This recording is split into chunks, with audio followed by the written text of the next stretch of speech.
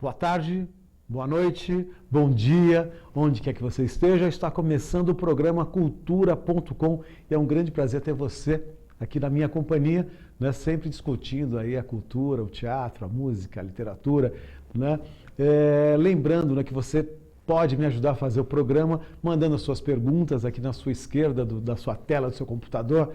Então você pode mandar a sua pergunta. E hoje eu estou recebendo aqui uma pessoa, um ator gabaritadíssimo, né? Um menino que é ator, diretor, produtor teatral, é um bombril, né? Um mil e uma utilidades. Hoje eu tenho o prazer de receber aqui no programa Darson Ribeiro, né? Darson, boa tarde, tudo bom, Darson? Boa tarde, tudo ótimo, Chico. Prazerzão estar aqui com você. Então já faz as suas considerações iniciais, né, com nossos teleinternautas e daqui a pouco a gente já começa a sabatinar o rapaz aqui. É com vocês, o programa só vai acontecer se vocês perguntarem, me encherem o saco, mandarem coisas. Vamos deixar isso aqui bem acirrado o negócio, porque teatro sem participação do público não é teatro. Vamos lá. Aliás, bem falado, né, porque o programa tem essa característica, né, que é uma coisa próxima ao teatro, né, que eu preciso de debate, eu preciso de a gente falar e conversar e discutir o assunto, né? Eu queria primeiro, Darcy, como eu sempre faço, começo o programa, já te agradecendo a presença aqui no programa de hoje e também te dizer, perguntar, né? Como é que você começou com o teatro? Onde foi, da onde você é? Você é de São Paulo? De que estado você é? Para a gente poder já ter um panorama. Como é que você teve o seu primeiro contato com cultura? Tá, eu sou de uma cidade pequena do interior do Paraná chamada Cornélio Procópio. Cornélio, já ouvi falar. Norte Velho do Paraná, do lado de Londrina. Londrina. Então eu tive muita influência depois já de adolescente, pré-adolescente, porque eu comecei muito precoce em tudo, tanto na escola, né, meus pais eram professores. Eu digo que o teatro chegou em mim pela minha mãe. Minha mãe, ela traduzia música sertaneja, na época aquele sertanejo de raiz. De raiz. E ela pegava as letras e levava para o teatro, encenava. E me colocava como ator. Então a gente pegava uma música e transformava numa peça de teatro. Não, mas espera, agora não. Vamos acertar as coisas. Mas a tua mãe então era atriz, não? Não. A minha mãe era diretora da escola. Então ela organizava as festas comemorativas, Dia das Mães, festa junina. Sempre tinha uma festa. Ela inventava coisa. E claro, o filho que estava ali, ela via que tinha um talento. Vamos aproveitar. E aí ela falava, vamos colocar. Então eu era índio, anjinho, eu era tudo. Eu lembro que teve uma peça uma música que ela pegou, e que o pai era alcoólatra, e que batia na mãe, e o menininho ajoelhava e pedia para o Papai do Céu abençoar. E eu lembro que eu lembro mesmo, assim, como se fosse hoje, que as pessoas ovacionavam, chorando, sabe? As pessoas chorando. Eu ali, menininho, de 5 anos de idade, eu acho que eu devia ter 5, Nossa, 6 uma anos. criança. Criança de tudo, rezando ali, pedindo para o Papai do Céu abençoar aquela família e tal, não sei o quê. Eu acho que começou ali. E com 10, menos até 8, 9, eu já comecei a produzir. Eu gostei tanto que eu já inventava. Eu pegava lá os lençóis velhos dela, as toalhas. Tinha uma bibliotecazinha nesse grupo escolar, que era no sítio. O MEC mandava livros para lá. A minha mãe selecionava. Era uma escola pública. Uma escola pública. Ah, que legal. E eu tenho muita gratidão, assim, uma lembrança muito boa, sabe? Porque eu acompanhei todo esse crescimento da escola para um grupo junto com a minha mãe. Minha mãe entrava num jipe, literalmente. Ela pedia emprestado um jipe, daí veio a minha força de produção, um japonês que chama Mário Gondo. Nunca esqueço. Ele emprestava o jipe, dava um motorista, saía minha mãe e eu pelo sítio afora, catando crianças para estudar. Ela fazia a matrícula das crianças nas casas, entendeu? Então é literalmente a professora ideal. Você sabe que é um exemplo. Assim, é engraçado, porque eu lembro quando eu era criança, eu tinha uma professora que ela fazia essa história também. Ela pegava os alunos, ela ia levar para lugares, para praça, e a gente ia fazer piquenique, ia fazer lanche. E essa professora pegava, assim, as crianças e eu saía na rua. Quer dizer, hoje é uma coisa quase que impossível. Não, hoje, né? as professoras... Não é possível mais uma relação dessa. E muito legal, né, essa possibilidade de uma diretora ir buscar a criançada para alfabetizar, para estudar. Às vezes, porque era um momento muito... Hoje ainda tem, mas era um momento muito delicado, porque os pais eram muito pobres. A gente morava no sítio, mas eu já estudava na cidade, meus irmãos também. A gente já tinha uma cultura um pouco mais avançada. E lia, eu fuçava. Seu pai também era professor? Meu pai também era professor primário, e a minha mãe, depois de um tempo, ela buscou uma formação, com 50 e poucos anos, ela fez faculdade, pedagogia, mestrado. Então, foi ali. Quando eu tinha 8 anos, eu já entrei para o ginásio. E no ginásio, no primeiro ano, respondendo a sua pergunta inicial, entra na sala de aula uma japonesinha, que depois virou minha primeira namoradinha, falando, olha, vai abrir um grupo de teatro e quem quer fazer o teste? Eu tinha 8. 8. Quem quer fazer teste? Eu. E fui, já passei no teste, foi meu primeiro contato, digamos, mais profissional ali. Mas de qualquer maneira nem é ainda, né? Não era, mas assim, uma criança. Era mais profissional no sentido de ter uma diretora, de ter textos mesmo, de dramaturgos, não eram adaptações de nada. Existia, por exemplo, Maria Clara Machado, Sim. foi onde eu conheci ali, né? Então, eu aprendi a ler teatro, né? Falar, interpretar. E essa mulher, ela viu que eu tinha jeito para coisa, um talento. O que ela fazia? Ela deixava eu dormir na casa dela, no porão onde a gente ensaiava e tinha aula de balé, de dança. Ela deixava eu dormir ali porque eu não tinha como voltar para casa. E a minha família também era muito simples, apesar de professores e tudo. Não dava para eles não tinham uma grana para me bancar. Para ir buscar, e era distante. Então eu ia cedinho para a escola, fazia o ginásio à tarde, de manhã, à tarde eu fazia já as tarefas de escola, ia para o teatro às 5, fazia aula... E já era um teatro mesmo? Nesse lugar, nesse porão. Nesse porão, entendi. Apesar que a minha cidade hoje tem um teatro que, inclusive, daqui a pouco acho que vai dar certo, reformá-lo, fazer a consultoria. O prefeito lá me convidou para fazer essa consultoria e reformar o teatro. Como é o nome do teatro lá? Centro Cultural, chama Centro Cultural Municipal Cornélio Procópio. Ah, que legal. Então eu estou animadíssimo para ver se o teatro... Mas tem que ir, né? Mas é importante essa luta, né, das pessoas... Quer dizer, você veio para São Paulo, mas a gente vai voltar nessa conversa, porque assim, você mais para o final, né? Porque é importante o artista voltar para a sua cidade e dar a contribuição nesse sentido, né? Olha, tem gente que assim, né, nasce num lugar, adquire toda aquela formação ali, seja infância, adolescência, e depois some, desaparece, né? Eu não consigo me desvencilhar da minha cidade, sabe? Dos meus amigos. Eu vou para lá, eu vou visitar meu amigo de infância, o meu primeiro amigo de infância, que é do sítio. Eu vou visitar essa família. É muito legal. Eu ainda tenho essa raiz lá. Então, eu quero fazer muito ainda pela minha cidade. E como é que você vai nesse grupo, como é que você começa a crescer? O que você vai fazer? Esse grupo foi assim, a gente fazia teatro infantil, eu fazia balé, jazz, tudo que tinha ali, artes plásticas, tudo. E eu comecei já a pegar... É num centro cultural, né? Aí eu comecei a pegar carona, literalmente, para ir para Londrina ver uma companhia que chamava-se Proteu, que eu tenho uma... Campo Mourão é perto, não? É mais longe do que Londrina, bem mais longe, mas é perto. Que tem o Ney Piacentini, que é de Campo Mourão. De lá também. Você chegou a conhecer ele lá, não? Não, lá não. Eu era muito criança, né? Tinha uma diferença de idade, assim, mas eu conheço ele hoje, né? E eu ia para a estrada pedir carona para poder visitar e ver esses ensaios desse grupo que chamava Proteu, que era um grupo da Universidade da UEL, de Londrina, dirigido por uma mulher chamada Nite Jacon, que foi muito importante, muito influente no Teatro do Norte do Paraná. Tem um espetáculo que ela dirigiu, que era... Não, eu vou confundir. Agora, já misturei Proteu com Delta, porque era um grupo também que depois eu ia visitar. O Delta que fez Toda Nudez Será Castigada, que depois do Nelson Rodrigues. Vendeu Londrina para o mundo, né? Eles fizeram esse espetáculo até no Japão, China e tudo. Então, ali eu vislumbrei e falei assim, é isso que eu quero ser. Eu quero ser um homem de teatro. Né? Como um pouco a Nietzsche fazia ali naquela época.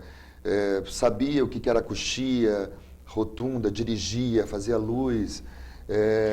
Então você não teve um trabalho diferente do que teatro? Sempre foi teatro? Tive.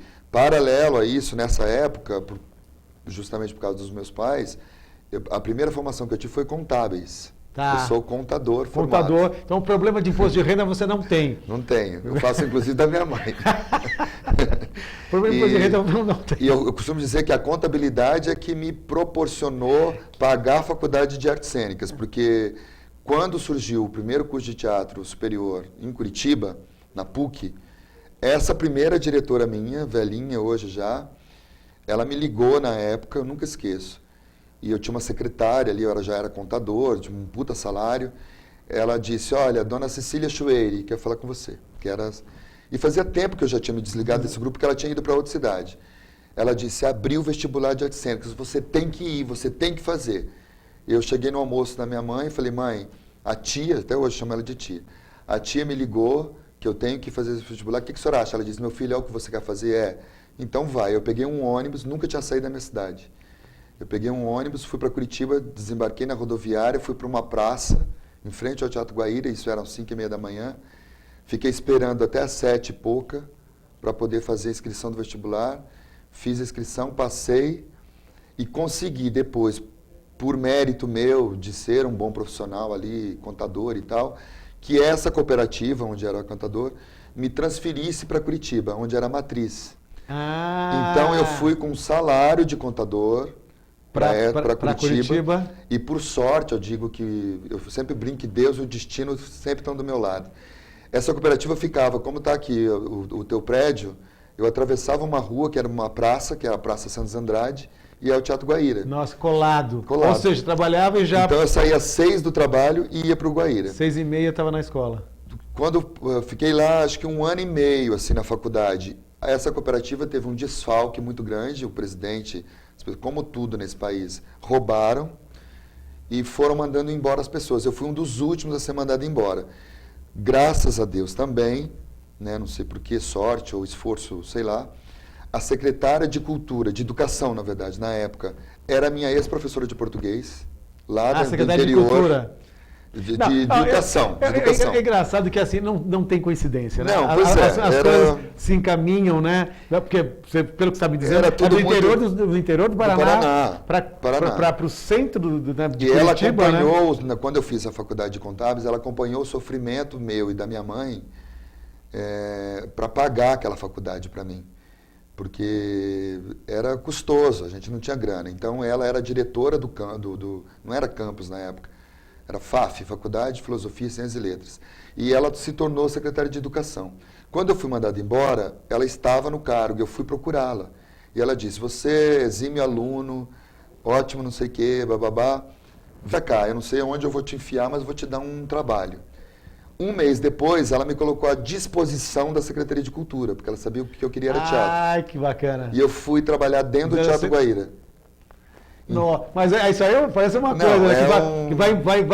É impressionante. É maravilhoso. É uma história que eu só agradeço. Então, eu entrava no meu trabalho às 8 da manhã como assistente técnico de palco. Trabalhava o dia inteiro e ficava já ali dentro para fazer a faculdade, que era dentro do teatro. Quer dizer, o que também é interessante, porque você acaba, além de tudo, você estudava e tinha na prática exatamente o que tudo. Então, ou seja, Chico, você praticava e estudava, né? Eu falo hoje que assim, eu tive uma formação exemplar, porque o meu chefe era um cenógrafo, chamava-se Carlos Curo, um uruguaio. Eu aprendi a desenhar com ele, medidas, cotação, planta, né? Tudo, esse mundo, esse universo, backstage, eu aprendi tudo com o Carlos Curo. Bom, e a gente já vai, obrigado, já começamos a ver as perguntas de vocês, muito obrigado. Você que está chegando agora, o programa hoje eu estou entrevistando o Darson Ribeiro, que é ator, diretor, cenógrafo, enfim. E você pode participar do programa mandando as suas perguntas aqui pela tua esquerda, você manda, preenche e manda pra gente. O Saulo Ribeiro, de Mariporã, aqui saindo um pouquinho de São Paulo, ele fala assim, bacana a sua posição em relação às raízes. Você acha que essa relação com amigos antigos e as suas raízes te ajudam no palco? Nossa, não tem, sem dúvida que ajuda, Saulo. Tua pergunta é ótima, porque tem um grande amigo falecido, mas eu tive o privilégio de conhecer, que era o Paulo Altran, e às vezes, quando eu ficava muito mal, eu ia na casa do Paulo Altran choramingar as pitangas. Ele me conheceu estudando lá em Curitiba. E ele dizia que eu nunca devia perder essa essência, porque às vezes eu quero perder. Eu queria, hoje eu não quero mais. Porque o mundo é muito... Pode falar besteira aqui? O mundo é muito filho da puta. Pode alguma... De vez em quando pode liberar alguns palavrões. Então as pessoas que têm essa raiz, que têm essa essência, com bondade, ingenuidade, sofrem mais ou demoram mais para conseguir aquilo que almeja do que as pessoas que vão num rolo compressor passando por cima de tudo. Porém, a queda também é muito mais rápida dessas pessoas do que as que vão por mérito, pela essência, pela vontade, pelo desejo.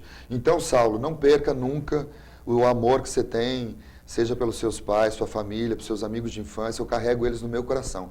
Você não sabe o privilégio que é quando eu estou dando uma entrevista, eu recebo um torpedo do celular do sítio que eu nasci, hoje as pessoas lá têm celular, mandando torpedo, Darson, a gente está te vendo aqui na televisão, ó, querido, abraço, que era um cara que me viu nascer praticamente, assim a gente cresceu junto. Isso não tem preço para mim. Bom, vocês estão percebendo que o sujeito aqui não é fácil não, né? Ele já deu uma letra aqui com quem que ele já trabalhou. Mas, continuando, né? Porque assim, eu acho muito interessante essa trajetória de todo colega que vem aqui, porque sempre tem uma história, sempre tem uma coisa bonita, sempre tem uma superação para falar, né? Aí você trabalhou lá, porque assim, eu conheci o Darson há uns 25 anos atrás, talvez, né? Já fazendo uns trabalhos muito interessantes aqui em São Paulo. Mas como é que é? Você passa pela Secretaria de Cultura, vive, respira, dorme, se alimenta de teatro lá em Curitiba. Como é que foi a mudança? Foi assim, foi uma coisa muito prazerosa. Que é bonita essa história. Uma das grandes produções que eu de cara peguei lá no Guaíra foi o Grande Circo Místico. Sim. Que é um balé com músicas do Edu Lobo, Chico Buarque. Que a estreia disso lá no Balé Guaíra foram todos esses cantores lá, para junto com o balé cantarem ao vivo. Então eu vi Gal Costa, o próprio Chico, Edu Lobo. Aquilo para mim já, falei, meu Deus, onde eu tô? E o Guaíra, eu costumo até hoje, eu falo que o Guaíra é uma mãe, se comparar com os teatros do país, que olha que eu conheço todos. Bastante, né? Seja passando com produção ou não. O Guaíra tem 3 salas, uma pequena de 100 lugares, um de 504, que é o Guairinha, e o Guairão, que tem 1.500 e poucos lugares. Então, assim, todos eles interligados. Hoje é uma pena que se tornou uma fundação e não tem aquela verve, aquela coisa que tinha na minha época. De pegar, Virou um teatro meio de aluguel, eu digo, que é uma pena. Eu já escrevi lá no jornal, na Gazeta do Povo, já reclamei. Eu vou lá, tá tudo com grade. Então, eu convivi numa época que você descia, os técnicos desciam para almoçar, era meio Fame, sabe o filme? Os técnicos desciam para almoçar, com martelo, com não sei o quê, passava a primeira bailarina do teatro almoçando junto no bandejão. E é muito interessante. O diretor do teatro descia e comia junto. Daqui a pouco a Letícia Sabatella vivia frequentando essa cantina. Eram pessoas assim, todo mundo querendo o quê? Arte. Aquilo pulsava ali. Né? Então, para isso, você precisa fazer esse meio de campo. Então, ali eu aprendi, né? Desde varrer, limpar uma coxia, conhecer o que é 110, 220 volts, paralelo. Lâmpada, paralelo, cabo, mesa, tudo. E ali eu conheci os grandes diretores de teatro que iam para produções para lá, que sorte, tinham né? que passar por mim. Que sorte. Não, isso então, realmente você é um cara de sorte. Né? Às vezes eu até comento isso, porque assim, às vezes não é só talento, você precisa ter sorte para estar no lugar certo, com a pessoa certa. Você precisa querer muito isso. Mas você precisa querer, mas isso é um fator, né?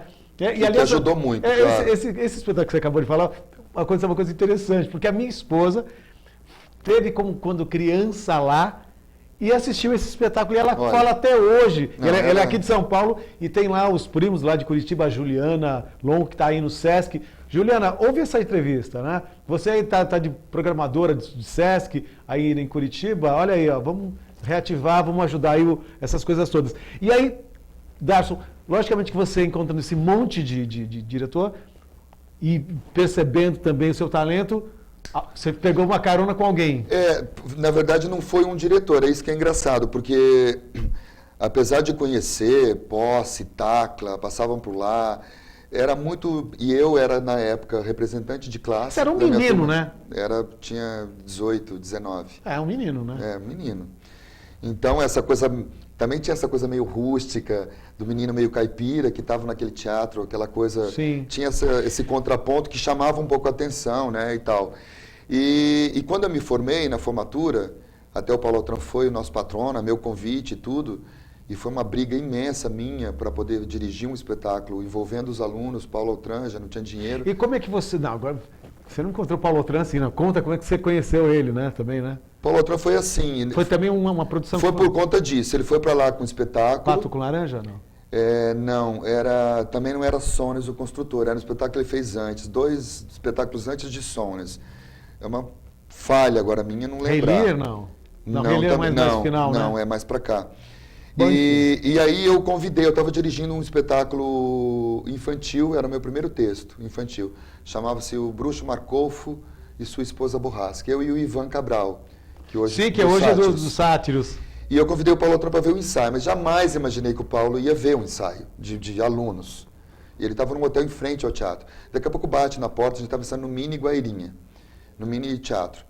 Bate na porta, ele empurra a porta assim, quando a gente, ensaiando no palco, a gente olha o Paulo Autran entrando. Gente, que show! Não, a gente parou, começou a tremer, e eu não sabia o que fazer. Uma vez eu consegui falar com ele, ele era uma pessoa extremamente generosa. Não, simples, de tudo. Generosa. Diferente dessa, né? Eu vi uma leitura que ele fez no Teatro Municipal do Morte e Vida Severina. Lindo, é verdade. Ele fez uma leitura e eu consegui o texto que ele leu. Olha. Eu tenho esse texto assinado por ele. Tem que guardar. Mas ele era, assim, eu quase morri quando eu fui falar com ele, né? E ele era uma pessoa extremamente generosa, né? Muito generosa. A gente ficou muito amigo, trocamos altas cartas. Não tinha e-mail? Não tinha e-mail. E o Paulo sempre foi uma pessoa que gostava muito de escrever. Eu lembro que ele mandava uns envelopes, eram uns envelopes de papel cartão, com o timbre dele, vinha Paulo Autran, um selinho, como se fosse uma coisa de sangue, assim. Vinha Paulo Autran, quando chegava aquela carta eu já brilhava, eu tenho isso guardado até hoje, assim. E aí a gente foi ficando amigo. Quando foi na minha formatura, era o primeiro ator, né, do país. Eu queria que ele fosse o patrono da primeira turma de artes cênicas do Paraná.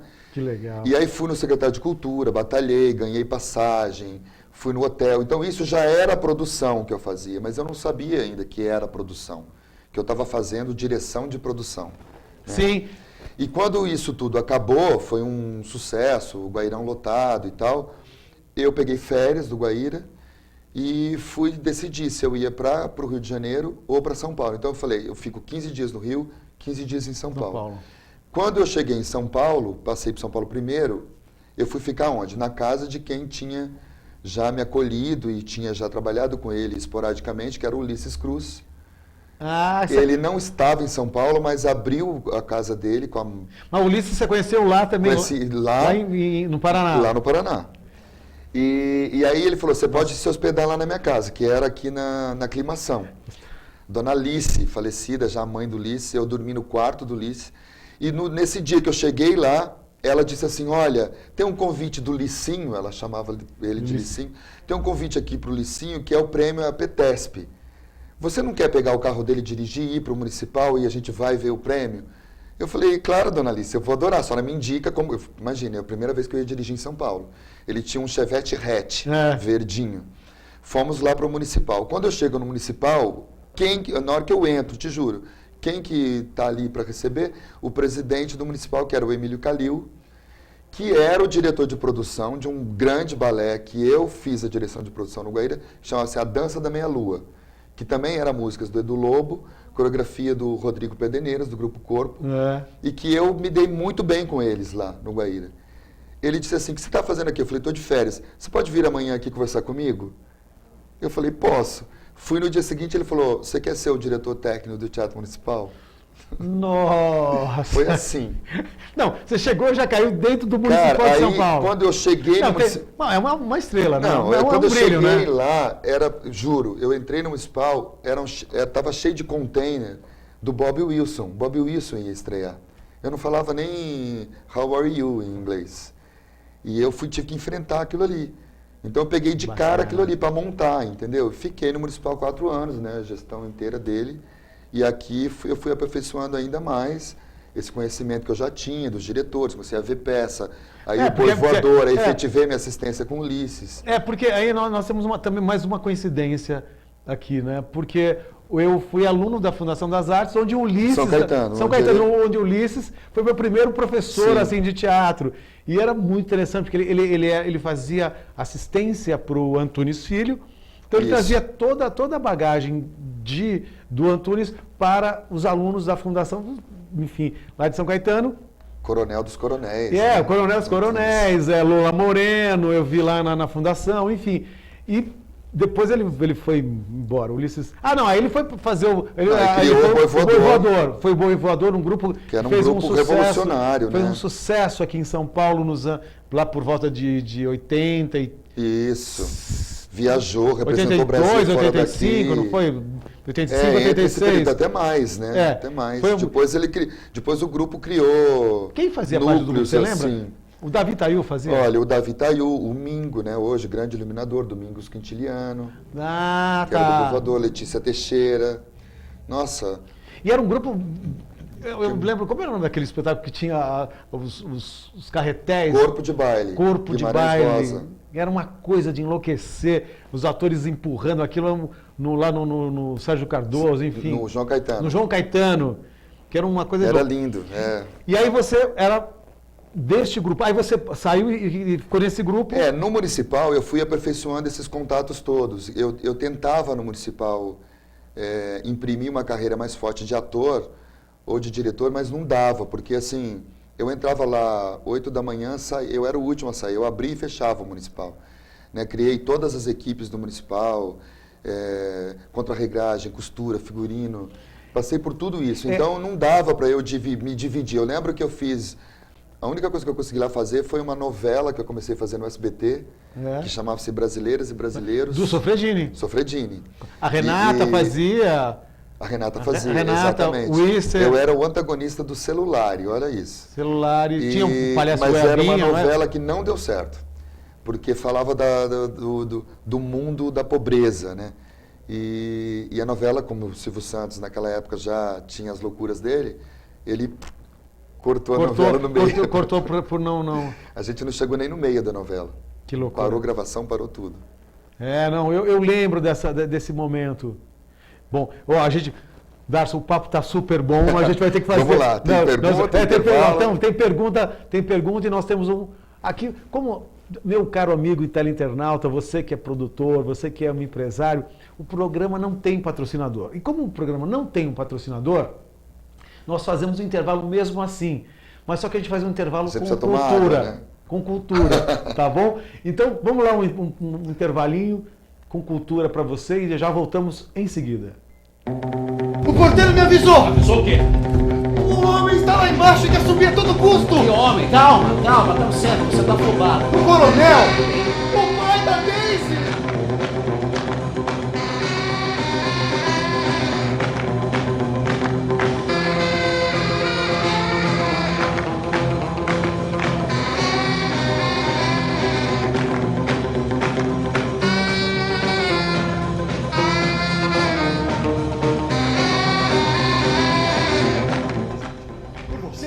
Você é capaz até de dar a minha mão. Esquerda. Tá bom, daí a mão direita. Ai, tá bom, as duas! Mas eu nunca bati um papinho com um rapaz, sozinha no apartamento. Não. Isso é com um rapaz. Aqui nós somos 2 rapazes. Logo não há problema. Ah, tá.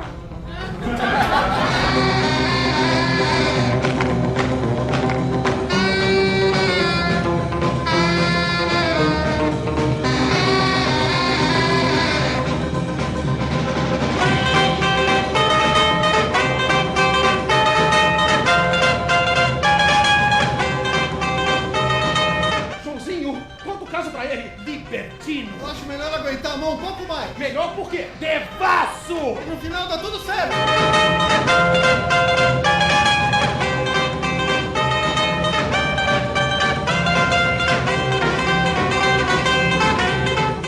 Tá acontecendo comigo. O que é que tá acontecendo comigo? filho! Sou um desgraçado! Desgraçado sou eu!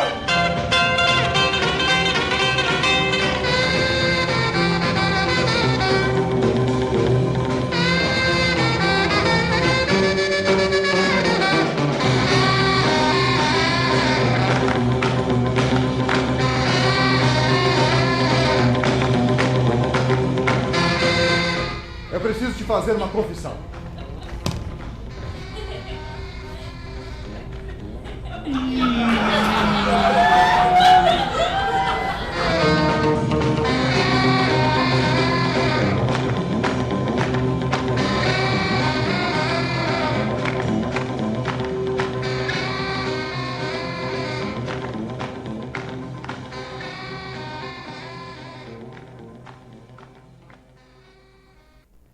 Toda donzela tem um pai que é uma fera, né? Então nós temos aí um espetáculo lá no Teatro Folha. Aqui é um intervalo cultural, aqui a gente é assim mesmo. Bom, você que está chegando agora, eu estou entrevistando hoje o Darson Ribeiro, ator, diretor, cenógrafo, uma pessoa aí que vem trabalhando muito tempo aqui já em teatro e dando um baile aqui, contando a sua história. Aliás, uma história de sorte, né?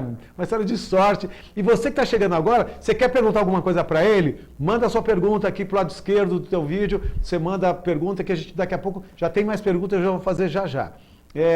Darson, uma coisa que eu achei pelo teu depoimento, você é um cara que nunca ficou acomodado, é um cara que foi pregar lá o cenário, foi mexer na luz. Quer dizer, esta pessoa que tem essa liberdade, essa abertura para fazer várias coisas dentro do teatro, essa pessoa acaba tendo dificilmente fica sem trabalho. É isso mesmo ou não? Você está coberto de razão. Eu falo para os meus assistentes e pessoas que estão começando comigo e alunos. Tem que às aprender vezes, a fazer, né? Eu vou dar palestra e tal. Hoje tem uma deficiência muito grande. Até acho que foi 2 semanas atrás, eu tive um debate online com a SP, Escola de Teatro. Sim. E as perguntas também vieram muitas nesse sentido, né? Porque as escolas, elas prezam o ator, mesmo porque os adolescentes chegam, acham que vai chegar ali 3 dias de aula, vai virar ator e vai para novela, vai para Globo. Né? Ninguém quer ralar, ninguém quer estudar, nada. E essa formação técnica a gente não tem mais. Né? Primeiro que os grandes técnicos, aquele que eu digo que é uma autoridade no palco, que protege o ator, né? Por exemplo, o que é um contra-regra? O contra-regra é o anjo da guarda do ator. É o cara que... Né, pra você, aliás, dá Hoje você vai falar de contra-regra, você vai sabe? Contratar, a pessoa acha que é um cargo menor. Não, isso que é legal. Contra-regra é aquele cara dentro do teatro que faz tudo. É o cara que ajuda a botar o cenário, é o cara que coloca todo o material... As divisões de cena, material de cena. Que o ator vai usar. Que repara. Né, para você que não conhece, né, você que está assistindo o programa, está vendo. Então, dentro do teatro tem várias funções de gente que não aparece, mas de uma extrema importância. O iluminador, né, que fica lá na cabine, que vai dando toda essa sensibilidade não é só do ator, é dessas pessoas também. E hoje, exato. Chico, a gente não tem mais essa formação nem de senso crítico, nem dessa sensibilidade dessas profissões. Então, por exemplo, as pessoas que trabalham nesse métier hoje em dia, ou são rapazes muito moderninhos que não têm dinheiro para custear, pagar a faculdade, sei lá o quê, vai ali, vou fazer um bico. Exato. E não tem nada a ver com aquele mundo ali, entendeu? Nada a ver. É a mesma coisa de camareira, por exemplo. Eu tive o privilégio de trabalhar, fazer uma produção, 2 produções com o Raul Cortez, e a exigência dele era, eu quero a minha camareira, eu não abro mão. Eu posso fazer isso, assado e tal, mas ela tem que estar aqui. Porque o que é a camareira, né? É preparar a sala pro artista, né? Com aquele prazer, é o tapete, é a cadeira, o sofá, a camisa bem passada. O ator entrar em cena tem que É genial isso. Você falou uma coisa muito legal que eu queria uma provocação. Quer dizer, hoje a gente está vendo que o teatro não está tendo mais, assim... É um espetáculo atrás do outro, aliás, é um debate que eu queria abrir aqui, dessa questão dos aluguéis que as casas de teatro pagam, que é muito caro, e que o IPTU, enfim. E aí faz com que as pessoas coloquem 10 espetáculos no final de semana. E aí acaba não tendo talvez esse espaço para esse requinte que você acabou de dizer, de uma camisa passada do ator. Como é que você vê isso? né, nos dias de hoje? Olha, eu ainda, essa Chico, eu indústria. concordo com você, porque eu passei por isso agora num teatro chamado Ruth Escobar, e foi um sacrifício enorme de fazer uma temporada lá, porque tinha 4, 6 espetáculos no mesmo dia. O cenário vai deteriorando, você desmonta quando você chega, está num outro lugar, não especificamente só o Ruth, mas eu acho que é uma visão errada. Por que é uma visão errada? Eu acho que quem está hoje por trás de um teatro, ele não tem essa especificidade, esse carinho, essa formação de diretor, não eu aqui, Sim. a formação de diretor que consegue ver o todo. Então, assim, o que é melhor para esse teatro? O que cabe aqui? Infantil, um musical, ou um drama, ou uma comédia? Não, ele vai colocando quem paga o mínimo de aluguel ali.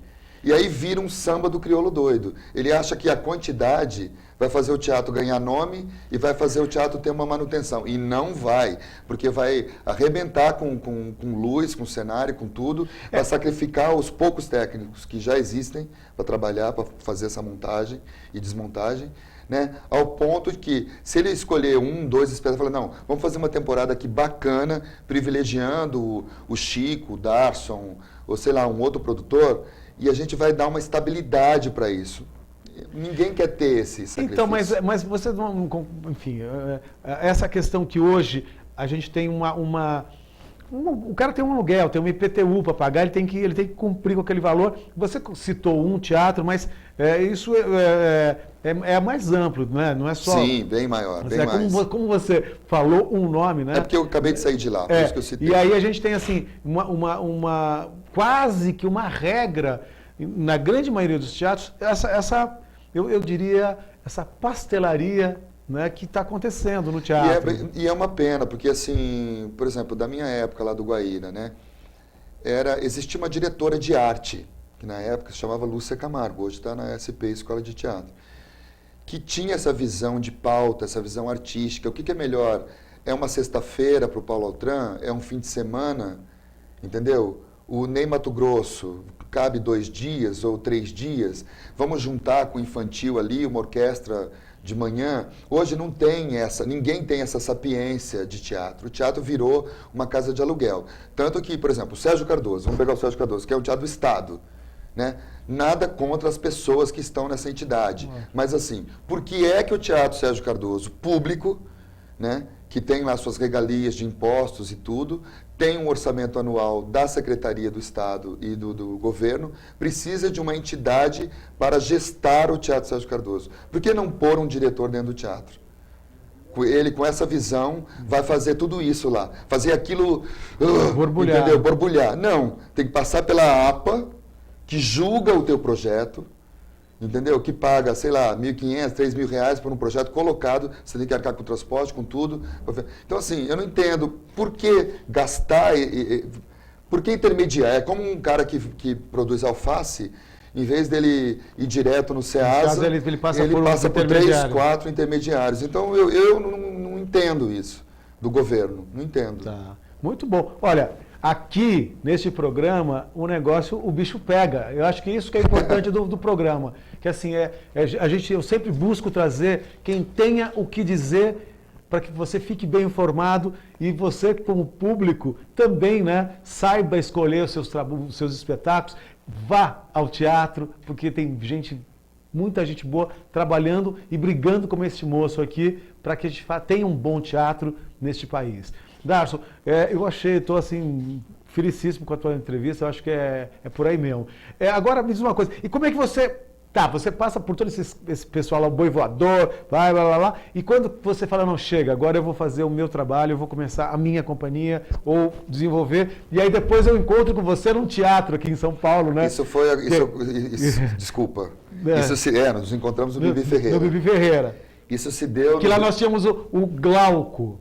Isso, falecido Glauco. O Glauco, que era uma pessoa que era uma desses seres. Desses seres que eu queria... Entendia, né, o teatro, né, como todo. Que era assim, uma pessoa que tinha uma identidade muito grande, né, e sabia tratar o artista, né, sabia fazer esse trabalho, né, sabia, enfim, dar o devido valor a cada artista que entrava naquele lugar. Vou dar um exemplo bem rápido. A gente a gente estreou o meu espetáculo atual agora, Homens no Divã, pela prefeitura de Pirassununga, no interior. Quando a gente chegou lá para escolher o teatro que a gente ia fazer, eu não sabia que o Teatro Cacilda Becker estava funcionando. Para mim, ele estava fechado, tinha caído, sei lá. E colocaram na minha mão um técnico, um senhorzinho, um velhinho, que foi me mostrar um atual centro de eventos. Então, as pessoas enchiam a boca para falar, agora nós temos um teatro e tal. Quando eu cheguei naquele lugar, eles gastaram uns tubos para fazer.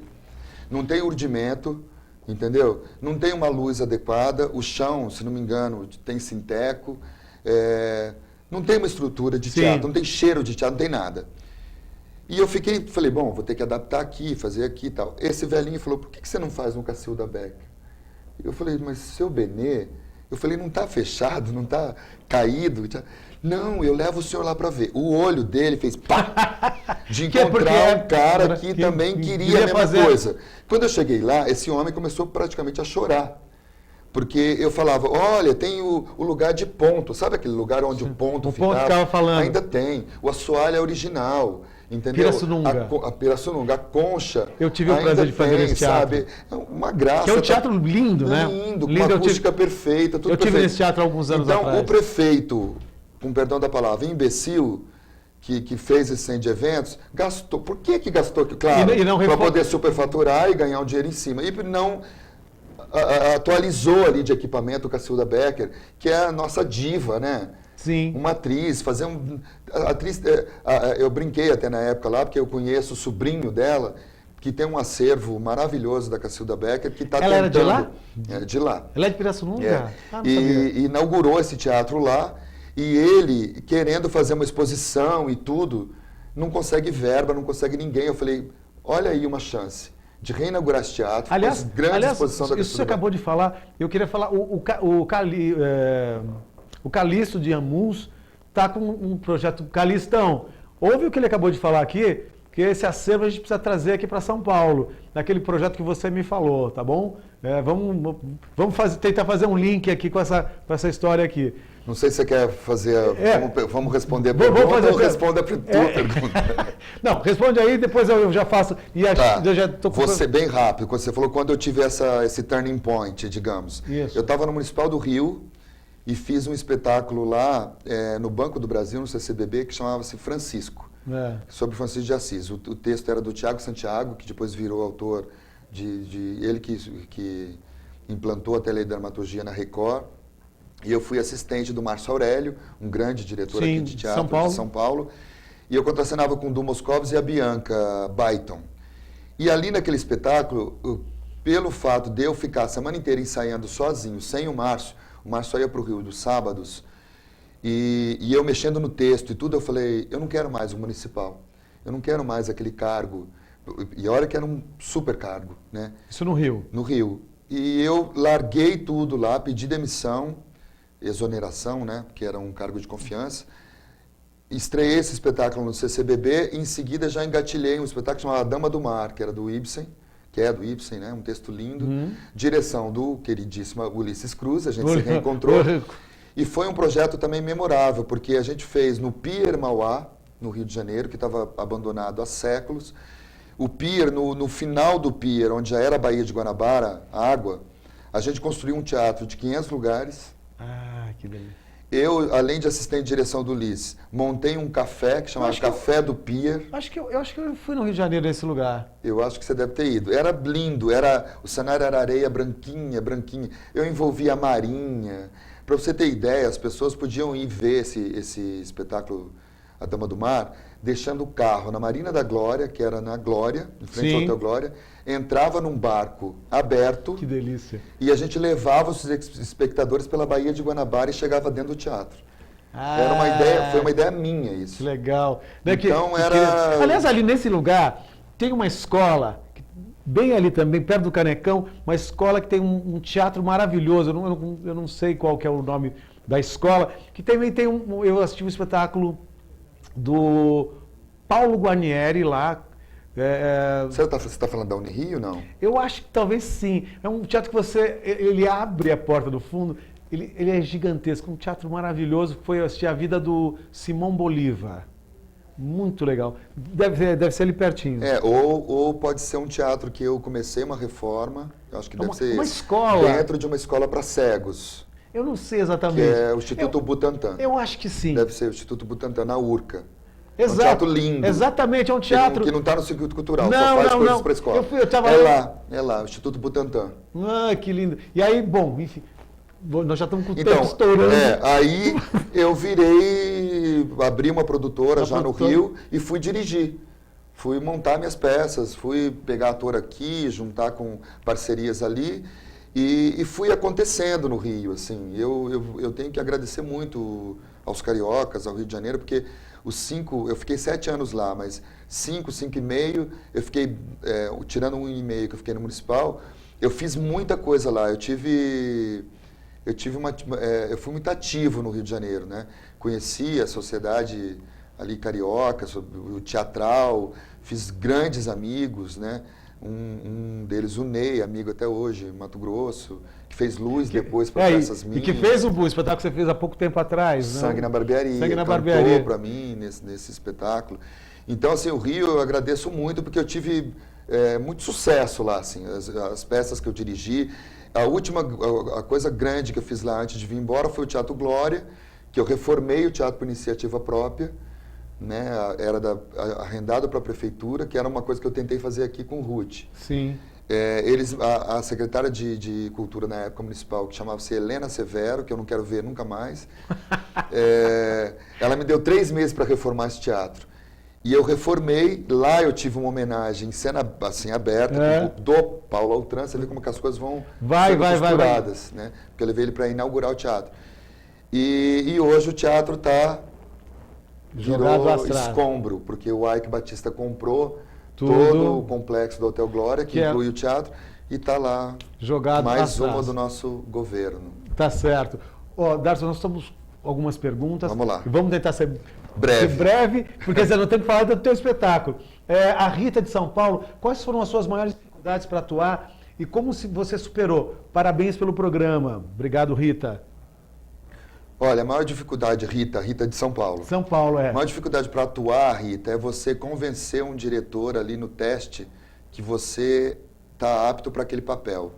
Então, se você quiser um conselho, não desanime de ser testada, estude, vá, mas procure entrar num grupo. Procure fazer as tuas ideias serem encenadas, vá atrás. Ainda que seja um texto curtinho, monólogo, com 2, 3 atores. Vá que você consegue. Bom, nós temos mais uma pergunta do Renato Ferreira, de São Paulo. Incrível a sua história e a sua determinação. A sua história está me ajudando, pois sou um jovem ator e não está fácil. Sou de Minas e estou fazendo teatro amador aqui em São Paulo. E ele pergunta ou ele só comenta? Não, ele fala assim, ele só comenta, né? Incrível a sua história, né? Renato, quantos anos tem? Ele Renato, você não fala quantos anos você tem, mas incrível a sua história, está me ajudando. Na verdade, ele está te agradecendo o depoimento. Um exemplo, né? talvez. Um exemplo. Eu acho que é isso, a gente tem que levantar a manga e ir atrás em cima do que a gente Renato, quer, né? Sendo bem rápido para te dar um exemplo. Primeiro grande artista que eu falei, com quem eu falei, foi Eva Vilma e o Carlos Zara, e foi lá na minha cidade, Cornélio Procópio. Eu não pude ver o espetáculo deles, porque eu não tinha dinheiro para pagar. Eu fiquei esperando a peça acabar e entrei escondido no meio do porteiro e tal, e fui lá no palco. E a Eva Vilma me sentou assim Desculpa, falei Eva Vilma. Glória Menezes e Tarcísio Meira, olha a loucura. Eles me sentaram na escadinha do proscênio e disseram assim, você quer fazer isso mesmo? Eu falei, quero, é meu sonho. Então você tem que estudar. Pega tudo quanto é livro de teatro, entra num grupo e vai, que você vai conseguir. Eles foram os meus primeiros conselheiros muito fortes, assim, para eu entrar num grupo e sair do interior e conseguir isso. Eu guardo o papelzinho até hoje do Tarcísio Meira e Glória Menezes, que eles escreveram isso para mim. Até hoje eu guardo. Então, assim, e depois de muitos anos, só exemplificando e dizendo que você vai conseguir, eu dirigi um teatro, aqui o Bradesco, que eu praticamente construí aquilo lá, que virou Bradesco, era Bourbon antigamente, e na programação que eu pautei, o teatro quando eu fui diretor artístico, quem eu levei? Glória Menezes.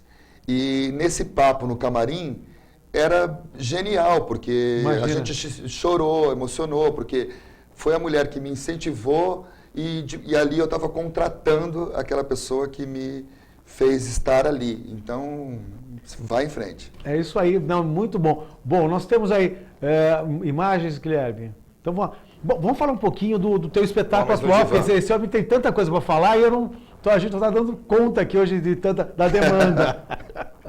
Homens no Divã. O que é o espetáculo Homens no Divã? Homens no Divã é um Aliás, quando eu postei Homens no Divã, um monte de mulher curtiu, né? A página, enfim, nós temos a página no Facebook, entra lá. A gente tem uma página também lá, Homens no Divã, podem entrar lá, vocês vão ver fotos, comentários da peça.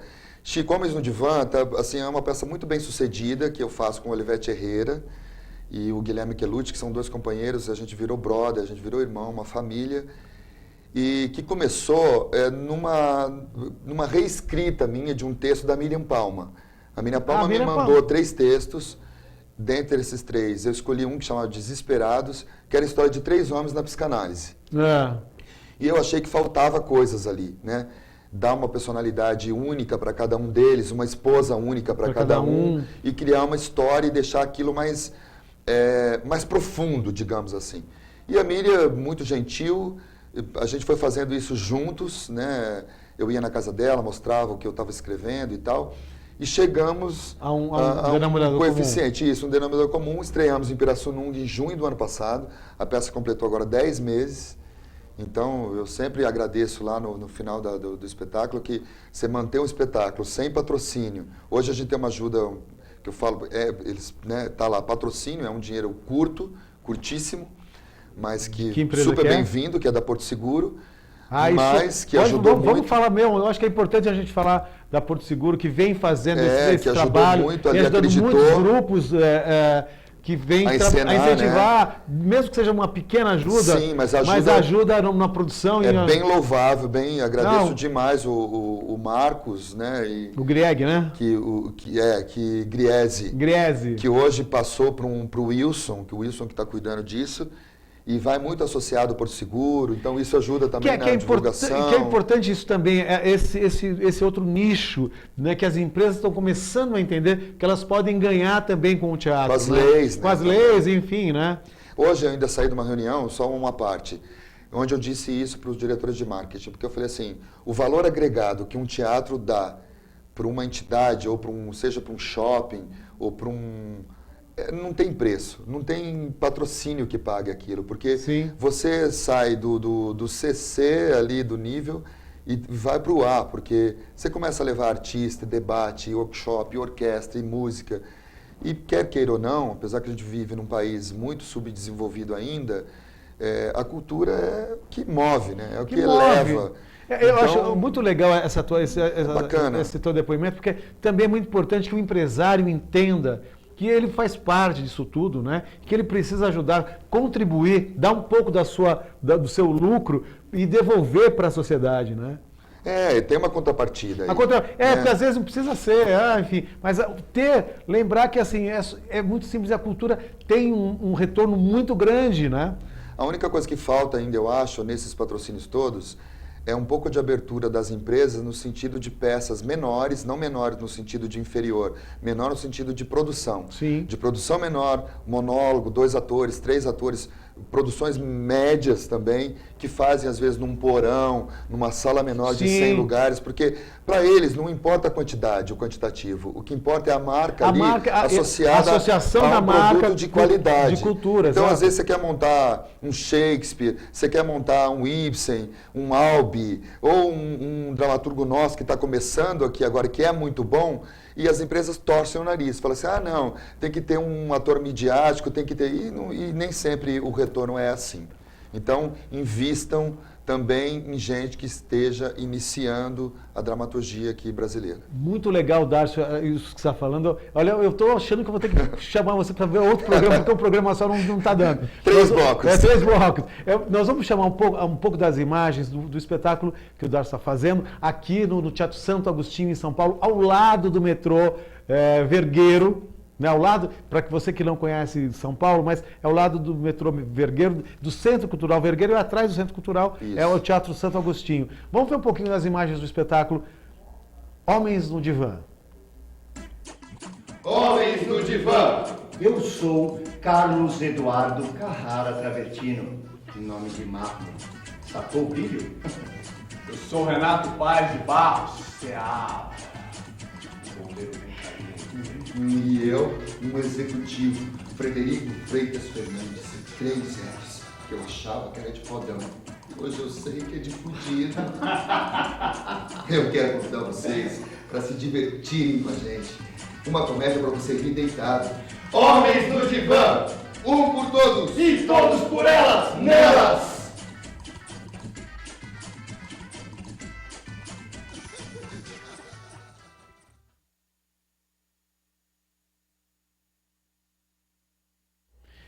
Homens no Divã, Teatro Santo Agostinho, de sexta a domingo?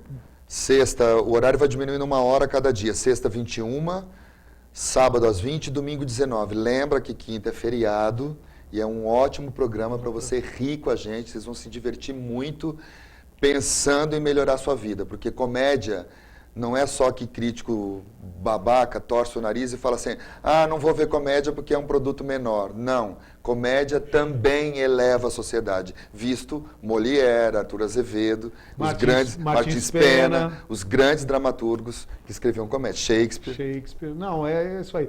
Bom, Darson, nosso tempo está esgotando, lamentavelmente, o Guilherme ele já está dando a bandeirada lá.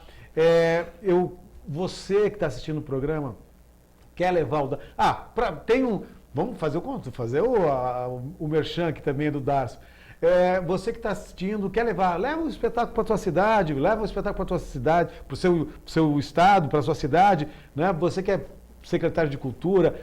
Darcio, como é que acha você aqui na internet? Tem a e-mail? Tem a página Homens no Divã, que lá tem os contatos todos, um moderador que responde, mas vou dar o meu e-mail, o e-mail da produtora, que é a inicial do meu nome, Darson Ribeiro, d.r.producoins@uol.com.br. Exato. E aí você tem lá... e tem também na nossa página. Lembrando que a página no Facebook, né, tem lá também informações.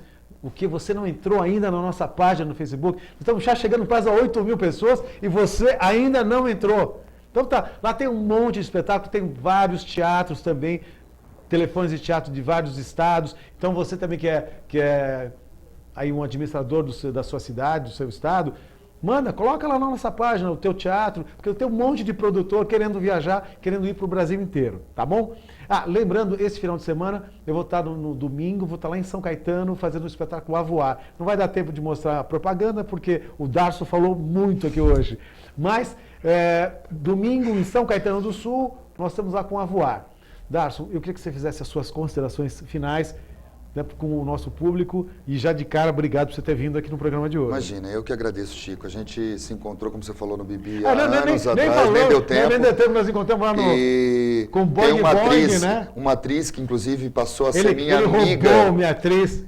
Fazer um infantil do Chico, e eu fiz um teste, Carol Bezerra, um beijo, hoje ela tem uma filha, canta como ninguém, e a gente acabou se tornando grandes amigos, ela fez o espetáculo na época.